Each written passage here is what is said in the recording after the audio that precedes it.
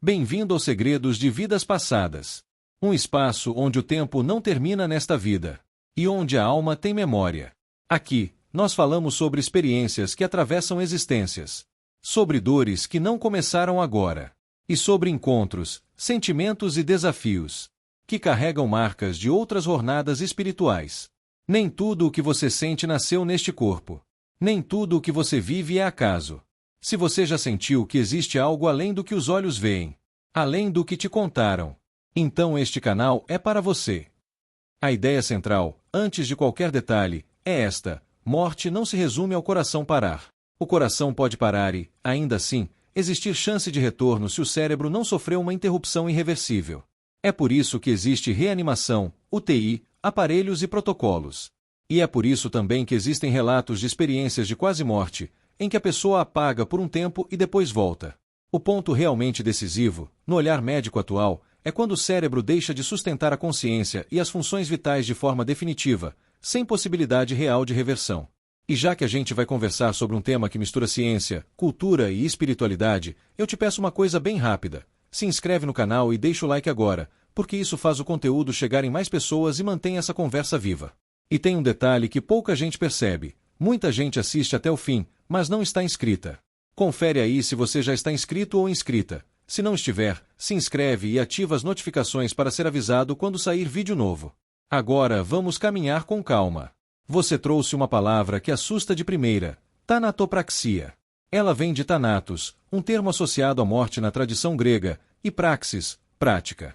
Na vida real, tanatopraxia é o conjunto de cuidados técnicos para higienizar, conservar e preparar o corpo para a despedida. E aqui tem um ponto humano que muita gente não imagina: dá para trabalhar com isso sem virar uma pessoa sombria. Às vezes, quem convive diariamente com o fim da vida desenvolve ainda mais respeito pelo começo da vida, e aprende a tratar a dor dos familiares com delicadeza. Tem gente que não lida com cadáver e consegue ser pesada por dentro, e tem gente que lida com a morte todos os dias, e justamente por isso, escolhe a gentileza como ferramenta de trabalho. Na mitologia grega, Thanatos era associado à morte, e ele tinha um irmão simbólico chamado Hipnos, ligado ao sono. Isso virou uma metáfora poderosa. Sono e morte parecem parentes, porque o corpo fica quieto, os olhos fecham, a postura muda, e a atenção deixa de se orientar para fora como antes. Os antigos gostavam de brincar com a imagem de que a morte seria um grande sono, e o sono, uma pequena morte. Não para dizer que é a mesma coisa, mas para apontar uma semelhança externa e um mistério interno. No sono, a consciência se afasta do mundo por algumas horas e depois retorna. Na morte, esse retorno ao corpo, pelo olhar material, não acontece do mesmo jeito. E é curioso como isso atravessou o tempo. Muita gente, até hoje, descreve o sono como uma saída temporária, e a morte como um desprendimento definitivo. Quando a gente traz isso para uma linguagem mais técnica, aparece a conversa sobre padrões de atividade do cérebro. Em termos bem gerais, enquanto estamos acordados, atentos e reagindo ao mundo, o cérebro opera num modo mais acelerado. Conforme a pessoa relaxa, fecha os olhos e adormece, esse modo muda, como se o sistema inteiro reduzisse o ritmo e entrasse em faixas mais lentas. O importante não é decorar nomes e números, e sim entender a lógica. Vigília é um tipo de funcionamento, sono leve é outro, sono profundo é outro, e existe uma grande diferença entre dormir e entrar em coma.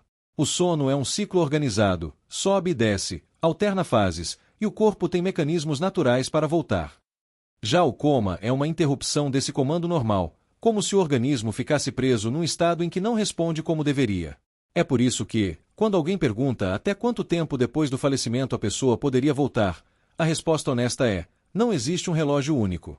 Depende do que aconteceu, do tempo sem oxigenação adequada, do socorro, das condições do organismo e da causa. O que a medicina faz é usar critérios clínicos e, quando necessário, exames complementares para reduzir ao máximo o risco de erro. Por isso você ouve falar de morte encefálica em alguns casos. Não é uma palavra para assustar, é uma maneira de dizer que o cérebro não está mais sustentando a vida de forma recuperável. E por isso também, em procedimentos como a cremação, normalmente existem regras, documentação e exigências justamente para dar segurança, evitar precipitação e garantir que tudo seja feito com responsabilidade. Mesmo assim, depois que o óbito é constatado, o corpo pode apresentar coisas que assustam quem não conhece o processo.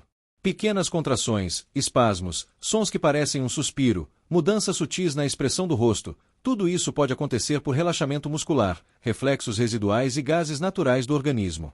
Quem está tomado pela dor interpreta como sinal de volta, e aí nasce a confusão. Só que não é o corpo voltando, é a biologia encerrando etapas, enquanto a família tenta decifrar qualquer detalhe como se fosse uma mensagem.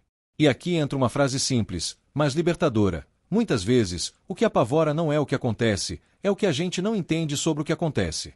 A partir dessas confusões, surgiram histórias antigas que ficaram famosas. Gente com medo de ser enterrada por engano, ideias de colocar um mecanismo para tocar um sino caso acordasse, e uma coleção de lendas que atravessou o tempo. Em alguns lugares, quando abriram túmulos antigos e viram corpos em posições diferentes, a imaginação correu solta. Só que, em mais de um caso, descobriu-se outra coisa por trás. Furtos em cemitérios, gente que invadia para roubar objetos e depois rearrumava tudo, gerando um mistério que não era espiritual, era crime. Essas histórias acabam virando combustível para o medo, e o medo é um artista teimoso. Ele pinta cenários enormes com pouquíssima tinta. E aí a cremação entra como tema sensível. Em algumas culturas, cremar é o caminho natural, em outras, enterrar é o padrão. O choque cultural cria a sensação de que um método parece mais seguro ou mais respeitoso do que o outro, quando, na prática, respeito não está no elemento escolhido, e sim na intenção e no cuidado. Do ponto de vista espiritual, para quem acredita que não somos só o corpo, a pergunta muda de lugar. Fogo, terra ou água atingem a matéria, mas não atingem a consciência como se ela fosse um tecido que se queima ou um pulmão que sufoca. O que pode gerar sofrimento, quando acontece, não é a chama em si, e sim o apego, o condicionamento e as imagens mentais que a pessoa carrega. Em outras palavras, o problema não seria cremar, seria a mente, ainda assustada, interpretar aquilo como se fosse com ela. E isso é um lembrete duro e valioso. O desconhecimento costuma doer mais do que o próprio processo. Para fechar esta primeira parte, eu queria te ouvir. Você já conhecia esses termos, tanatopraxia, tanatologia, thanatos e hipnos? Você acha que falar de morte com respeito ajuda a viver com mais lucidez, ou esse assunto ainda te trava por dentro? Escreve nos comentários o que você pensa e manda este vídeo para alguém que vive evitando esse tema, porque pode ser um jeito gentil de começar a conversar. Na parte 2, a gente aprofunda o ponto que mais mexe com as pessoas: como diferenciar sinais naturais do corpo após o óbito do que seria, de fato, uma possibilidade real de reversão clínica. E, ao mesmo tempo, como o medo da morte cria fantasmas mentais que parecem evidência, mas são só desconhecimento vestido de certeza. Isso importa porque, quando a dor está fresca, qualquer detalhe vira um sinal, e a família pode entrar num estado de pânico desnecessário.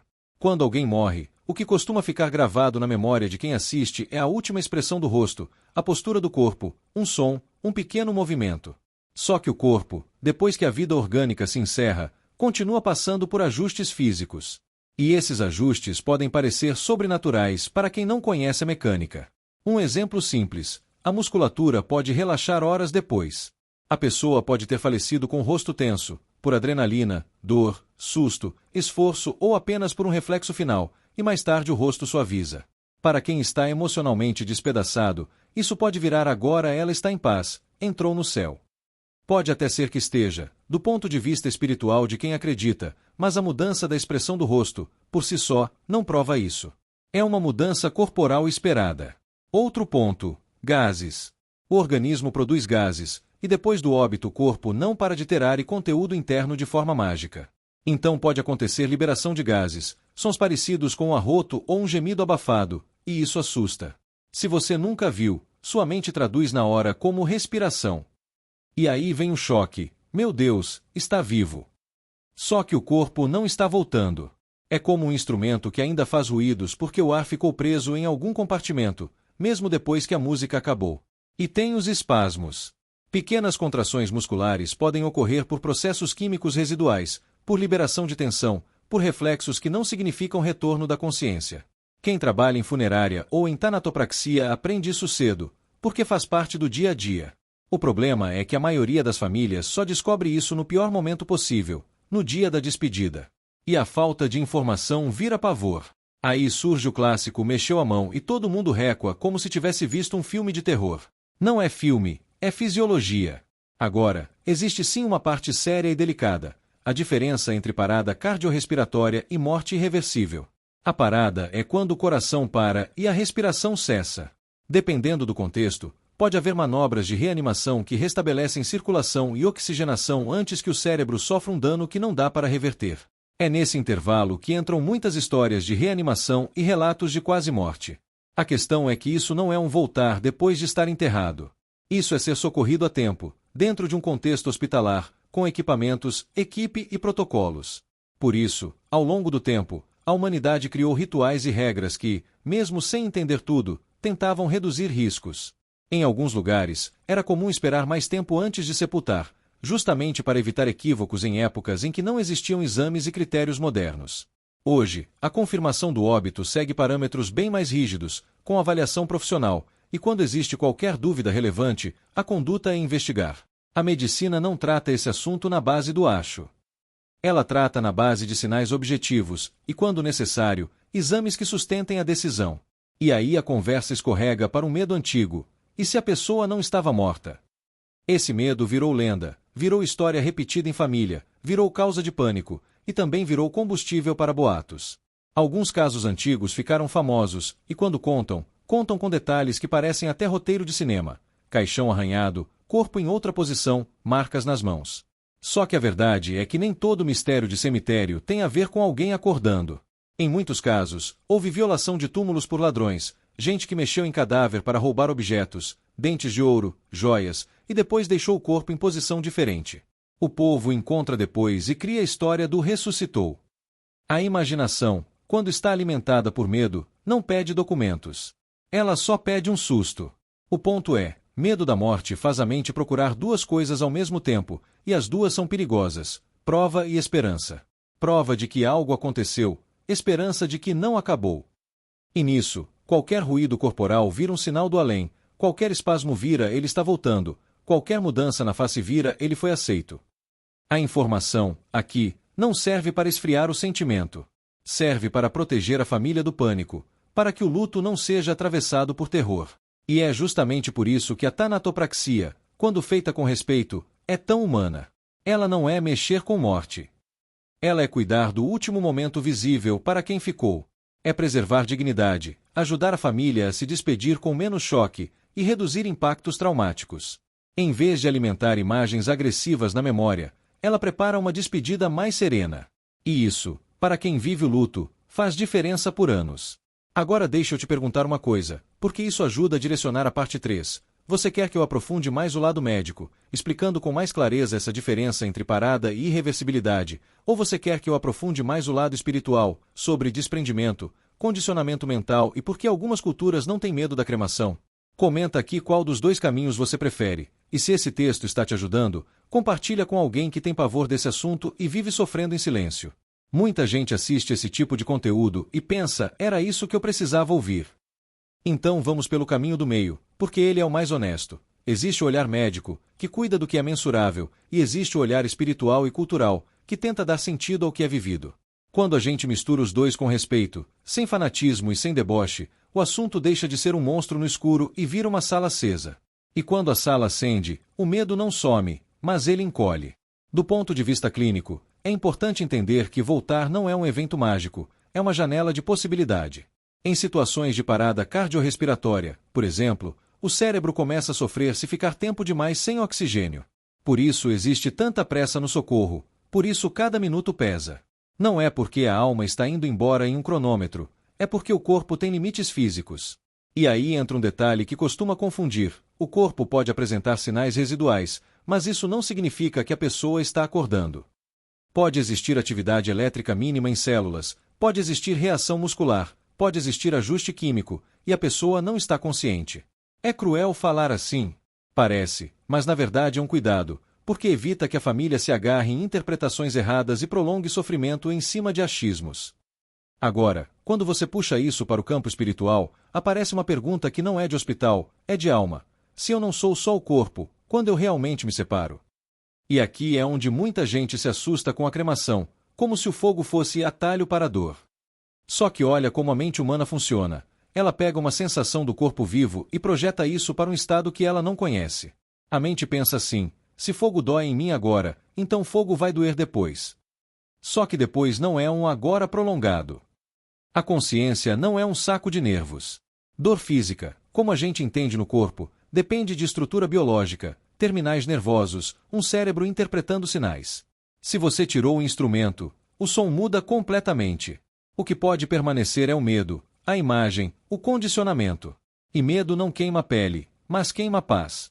É por isso que, em relatos espirituais de várias tradições, o que mais atrapalha o desprendimento não é o método de sepultamento, e sim o apego da mente ao que ela acredita ser eu.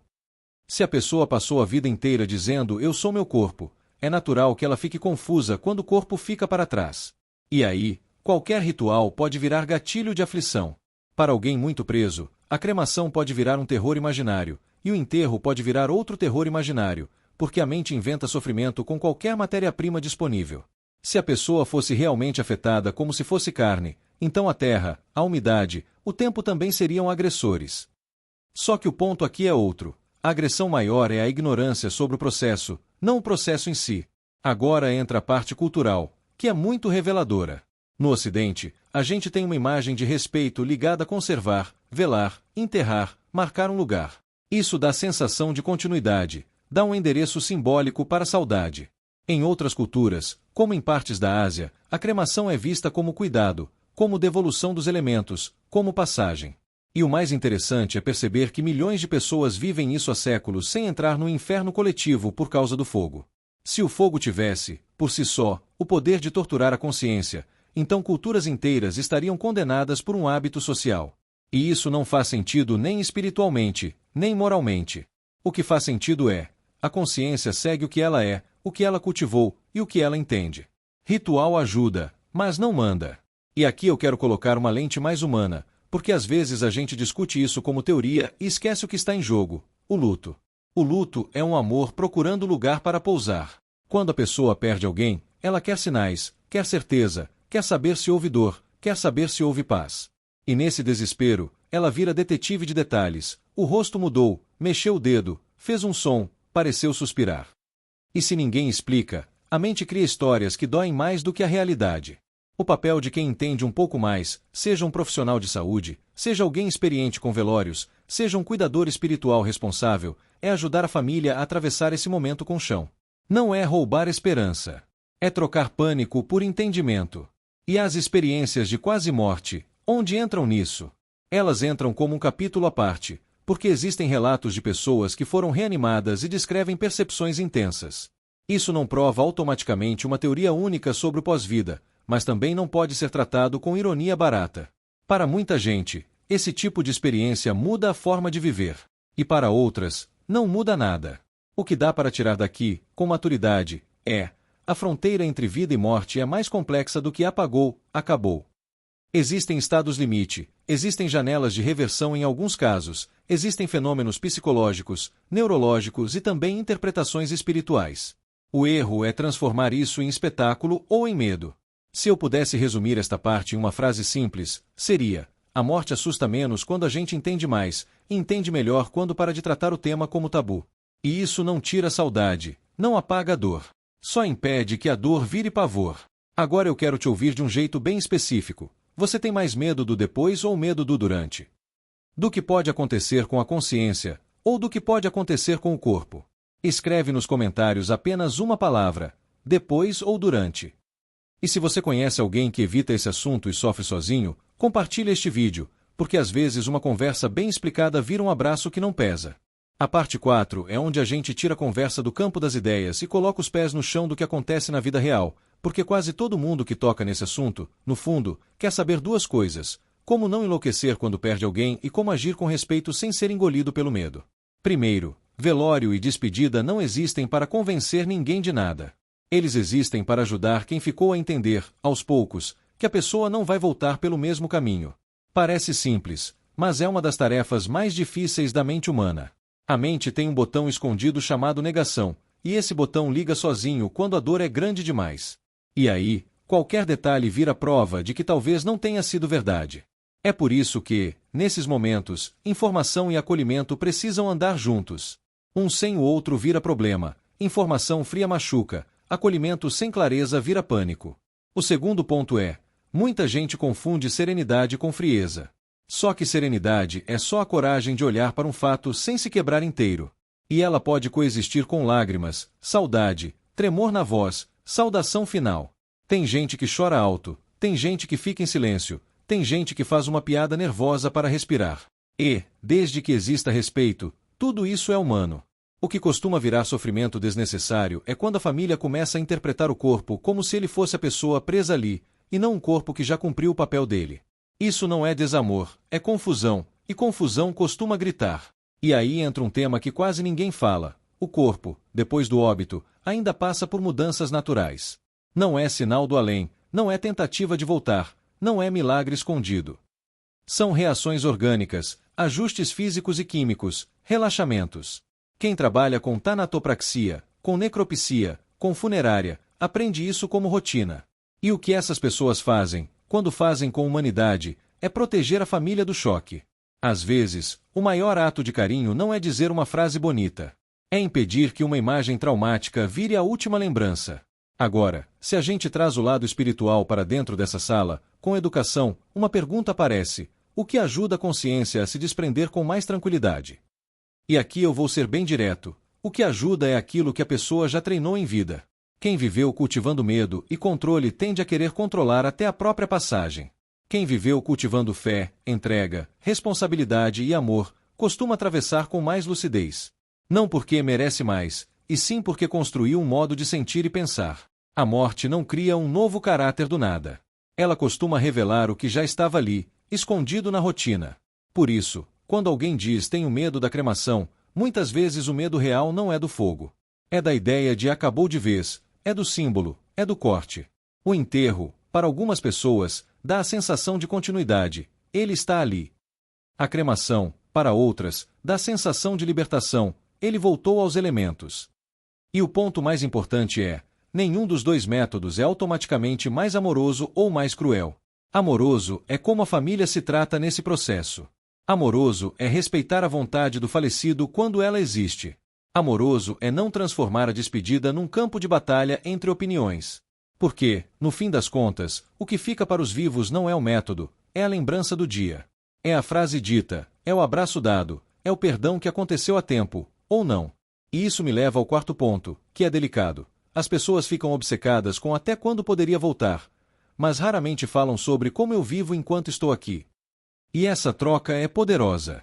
Quando a gente entende que a vida é frágil, não para ficar paranoico, mas para ficar desperto, a gente muda de postura. A gente pede desculpa mais cedo. A gente não economiza afeto. A gente organiza conversas que sempre empurra para depois. E isso, sim, é uma espiritualidade prática. Não é uma teoria, é um jeito de existir com mais responsabilidade. Se você quiser uma regra de ouro para momentos de luto, aqui vai. Quando a dor estiver enorme, não decida coisas importantes sozinho. Procure alguém de confiança, alguém que consiga pensar com você. Luto é um lugar onde a mente se confunde fácil. E a confusão, quando não é acolhida, vira culpa, vira insônia, vira um peso que a pessoa carrega por anos. E se em algum momento a dor estiver paralisando sua vida por muito tempo, impedindo você de comer, dormir, trabalhar, cuidar de si, vale buscar ajuda profissional. Isso não é fraqueza, é cuidado. Ninguém atravessa um incêndio emocional sem respirar ar limpo em algum momento. E para fechar essa parte, eu quero trazer um olhar que reorganiza tudo. Talvez o maior respeito aos que partiram seja viver melhor por causa deles. Não viver perfeito. Viver mais consciente. Mais verdadeiro. Mais presente. Porque a saudade vira uma espécie de bússola. Ela aponta para o que realmente importa, mesmo quando a gente tenta fingir que não. Agora eu quero saber de você. Qual foi a coisa mais difícil que você já viveu em uma despedida? E qual foi a coisa mais bonita que alguém fez por você nesse momento? Escreve nos comentários, nem que seja em poucas linhas. Seu relato pode ser exatamente o que outra pessoa precisa ler hoje. E se essa conversa te trouxe clareza, deixa seu like e compartilha, porque tem muita gente sofrendo calada, achando que é estranho por ter medo de falar sobre isso.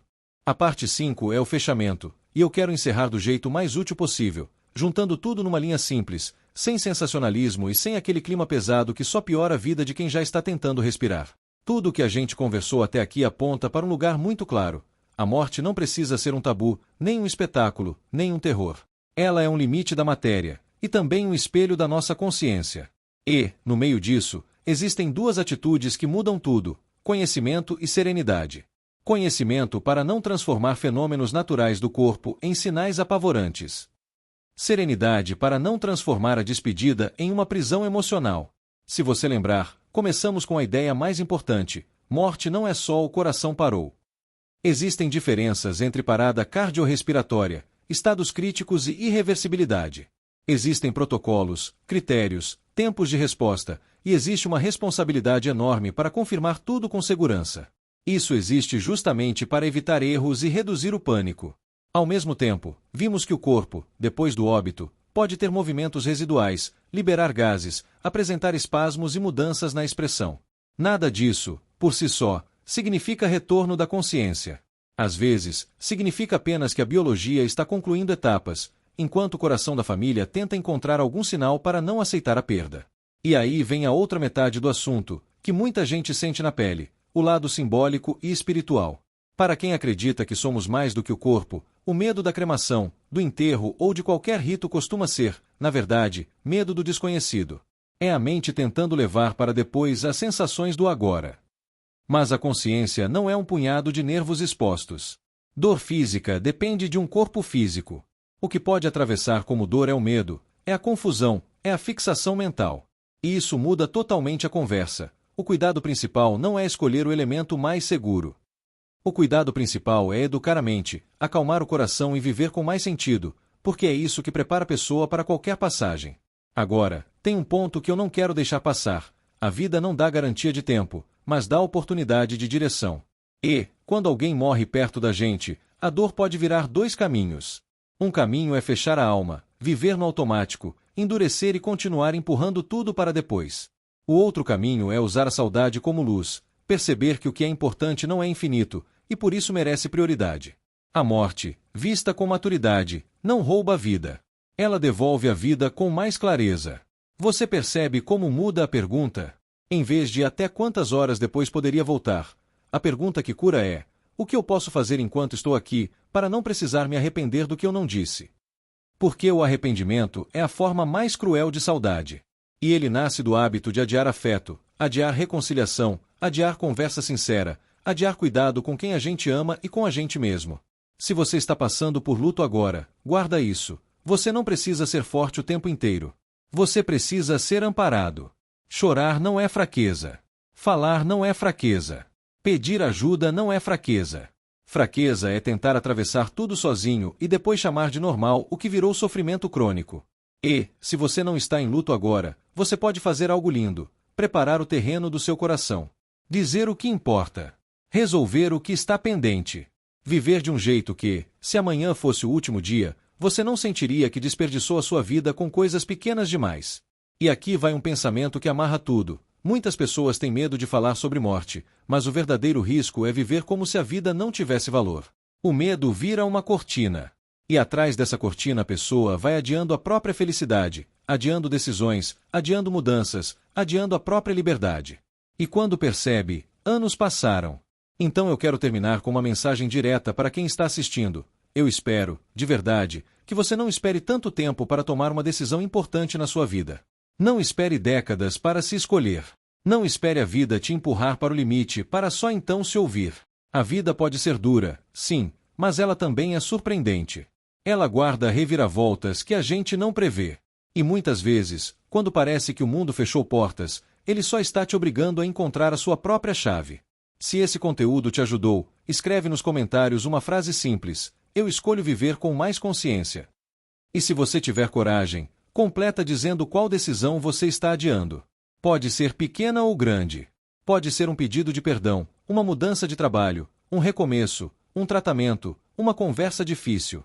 Seu comentário pode inspirar alguém que está travado agora. E não esquece de curtir e compartilhar, porque tem muita gente precisando dessa conversa e nem sabe como pedir. Se algo dentro de você se moveu enquanto assistia a este vídeo, não ignore esse sentimento. Algumas verdades não chegam para convencer a mente, mas para despertar lembranças que a alma já conhece. Talvez você ainda não tenha todas as respostas. E está tudo bem. O caminho espiritual não é sobre pressa. É sobre reconhecimento. Se essa mensagem fez sentido para você, permita-se continuar essa jornada conosco. Compartilhe este vídeo com quem precisa ouvir isso hoje. Deixe seu comentário com respeito. E siga o canal para não perder os próximos capítulos. Porque algumas histórias não começam nesta vida. E alguns encontros acontecem exatamente quando precisam acontecer. Nos vemos no próximo vídeo. Aqui, nos segredos de vidas passadas.